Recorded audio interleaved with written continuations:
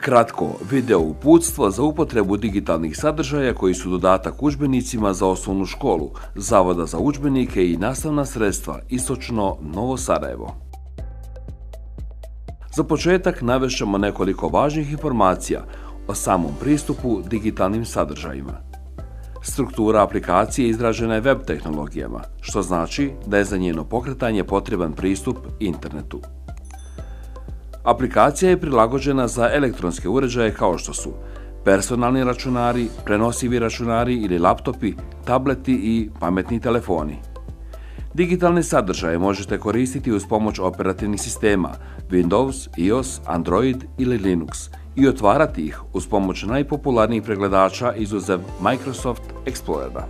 Digitalnim sadržajima učenici i nastavnici pristupaju sa svojih naloga na platformama e-dnevnik i Office 365. Pristupni linkovi usklađeni su sa razredom koji učenik pohađa ili sa predmetom kojeg nastavnik predaje. Klikom na sliku sa naslovne strane udžbenika u novom tabu otvara se digitalni sadržaj. Na početku se uvijek prikazuje nova informacija o ažuriranom sadržaju sa podacima kada je dopunjen neki novi sadržaj i gdje se tačno nalazi.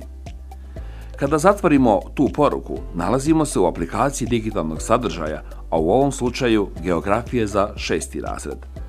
U vrhu stranice nalazi se navigacioni meni. Sa lijeve strane je navigacija po stranicama, a sa desne smještene su navigacione ikonice koje vode do interaktivnog sadržaja kojem su namijenjene. Ukoliko u navigacioni dio za stranice ukucamo, na primjer, stranicu broj 10, otvorit ćemo lekciju rotacija i njene posljedice. Na ovom primjeru može se vidjeti koncept svake lekcije koje su uglavnom podijeljene u nekoliko interaktivnih cjelina. Klikom na svaku sliku otvaraju se dodatne informacije na temu koja se obrađuje u toj lekciji. U srednjem dijelu lekcije, odnosno stranice, nalazi se interaktivna traka na kojoj su smještene ikonice uz čiju pomoć pokrećemo određene interaktivne sadržaje kao što su zadaci i pitanja, testovi, kvizovi, video ili audio materijal i razne druge zanimljivosti. U lekciji koju smo izabrali za primjer u ovom uputstvu, klikom na ikonicu video materijala dobit ćemo vizualni prikaz rotiranja planete Zemlje. Dalju analizu aplikacije, odnosno pretragu o svim alatima i dostupnim sadržajima prepuštamo istraživačkom duhu korisnika. Digitalni sadržaji ostalih udžbenika imaju veoma sličnu strukturu. Ukoliko, na primjer, izaberemo geografiju za 7. razred i stranicu broj 5, pronaći ćemo interaktivni sadržaj u već pomenutoj interaktivnoj traci koji nam otkriva neke zanimljive detalje uz fotografije značajnih lokacija vezanih za datu lekciju.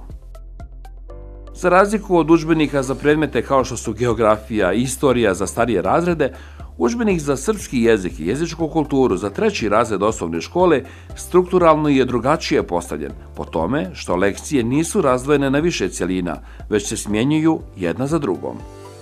Interaktivni sadržaji su edukativno-zabavnog karaktera u obliku igrica, testova, pitanja, kvizova, animacija, diktata i sl.